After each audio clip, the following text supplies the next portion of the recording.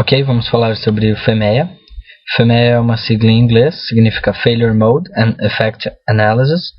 Em português, análise de tipos de falha e efeitos. Então, esse aqui é o ciclo do FMEA. O primeiro passo é detectar o tipo da falha. Segundo, terceiro e quarto passos são índices que eu vou explicar mais para frente. E esses três índices são multiplicados para criar um outro índice que vai nos ajudar a fazer a análise do controle das falhas. Então está aqui o significado, análise do tipo e efeito da falha. Ela é uma ferramenta de gerenciamento de risco que tem por finalidade identificar possíveis falhas e suas respectivas causas e efeitos. Isso no processo produtivo, né? Ou no processo ou no produto em si. Bom, um pequeno histórico aqui. A ferramenta foi criada pela NASA e aprimorada também. Depois passou a ser utilizada pelo exército americano. E a partir da década de 70, as montadoras de carro também começaram a usar o FMEA. Então, aplicações são inúmeras, né? Aqui tem alguns exemplos. Algumas definições que a gente vai usar na hora de completar a tabela do FMEA. Falha. Quando alguma coisa que era para estar funcionando de um jeito não está funcionando do jeito como foi projetado. A causa dessa falha e o efeito, né, o responsável e o resultado, respectivamente.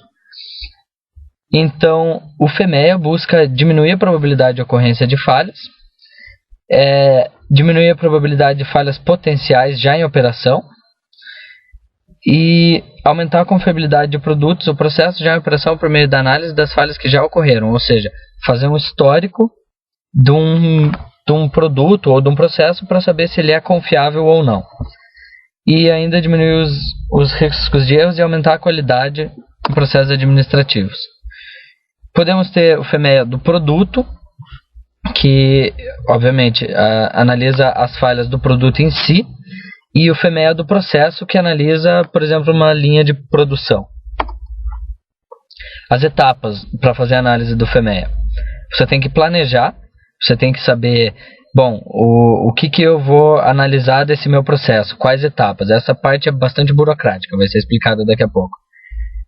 A análise de falhas em potencial, agora no campo, você vai no campo, identifica as falhas, avalia os riscos com aqueles índices que já vão ser comentados, utiliza esses índices para executar melhorias, e esse é um processo que tem que ser sempre contínuo, ele não pode parar. Então, planejamento, a parte burocrática, seria uma reunião de pessoas que vão organizar a documentação necessária para se fazer a análise das falhas.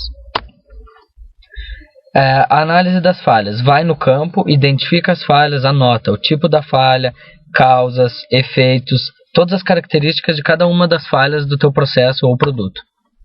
Então tá aqui, né? Por exemplo, efeitos, alguns exemplos, algumas causas e como que atualmente está sendo feito o controle dessa falha, ou pelo menos está se tentando controlar essa falha. Agora, a avaliação dos riscos.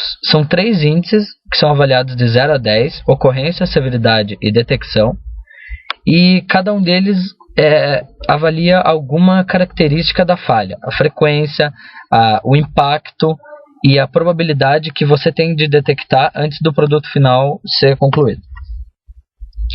Depois você multiplica os 3 índices e você obtém um índice de risco, que é o que vai te dar a prioridade, qual falha tem mais prioridade sobre as outras. Agora a etapa da melhoria, você vai pegar os teus índices e aqueles que tiverem um índice de risco maior, é onde você vai dar maior prioridade para fazer a melhoria. Continuidade. Quando você termina um ciclo do FMEA, você já pode começar outro, analisando quais ações você tomou e quais foram os impactos dessas ações. Foram bons, foram ruins e o que mudou, o que ainda pode ser melhorado. Então está aqui o formulário, né? Os índices, severidade, ocorrência, detecção, depois a multiplicação desses 3 dá o de risco. Algumas características de cada uma das falhas. E aqui é com relação ao ciclo anterior, como que isso está atualmente, né? Quando você planejou o último ciclo, você obteve esses índices que hoje estão implantados.